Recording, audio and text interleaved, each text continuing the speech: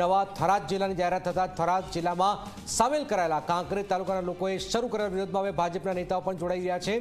જ્યાં થરા એપીએમસીના પૂર્વ ચેરમેન ભાજપના નેતા અણધાભાઈ પટેલે મુખ્યમંત્રીને પત્ર લખી રજૂઆત કરી છે। તેમના તાલુકાને બનાસકાંઠા જિલ્લામાં જ રાખવામાં આવે તેવું નવા બનેલા થરાદ જિલ્લામાં જવા માંગતા નથી। અણધાભાઈએ કહ્યું છે કે કાંકરેજ તાલુકાના લોકોને થરાદ સુધી જવામાં 100 કિલોમીટરનું અંતર થઈ જાય છે।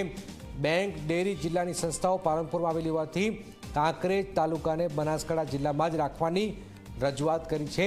તેમણે મુખ્યમંત્રી લખેલા પત્રમાં લખ્યું છે કે બનાસકાંઠા જિલ્લો સારી નામના ધરાવે છે ત્યારે નાનો કરીને થરાદ જિલ્લાને મોટો શા માટે બનાવાઈ રહ્યો છે તે સમજણની બહાર છે। અલ્કેશ કોંગ્રેસના તો ચલો ઠીક છે વિરોધ કરે પણ ભાજપના નેતાઓ પણ એક પછી એક વિરોધ કરી રહ્યા છે।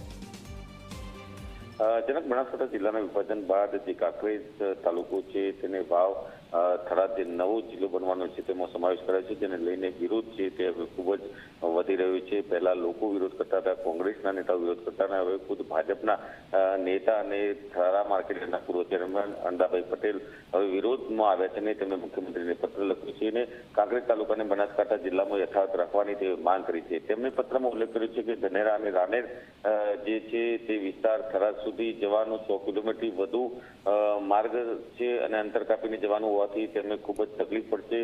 તો બેંક ડેરી અને જિલ્લાની સંસ્થાઓ છે તે પાલનપુરમાં આવેલી હોવાથી કાંકરેજ તાલુકાને બનાસકાંઠા જિલ્લામાં જ રાખવાની તેમણે માંગ કરી છે। તો સાથે સાથે તેમણે કહ્યું છે કે ઉલટાના બનાસકાંઠા જિલ્લાને નાનો કરી દેવામાં આવે છે અને નવો જે જિલ્લો બની રહ્યો છે વાવ થરાદ તેને મોટો કરવામાં આવ્યો છે। એટલે ક્યાંક ને ક્યાંક તેઓ હવે નારાજ છે અને તેઓ મુખ્યમંત્રીને પત્ર લખીને કાંકરેજ તાલુકાને બનાસકાંઠામાં જ રાખવા માટેની જે વાત છે એને રજૂઆત કરી છે। જી જનાબ, બિલકુલ આભાર અલ્કેશ, આપ જોઈ રહ્યા છો હવે ભાજપના નેતાઓ પણ વિરોધ વ્યક્ત કરી રહ્યા છે।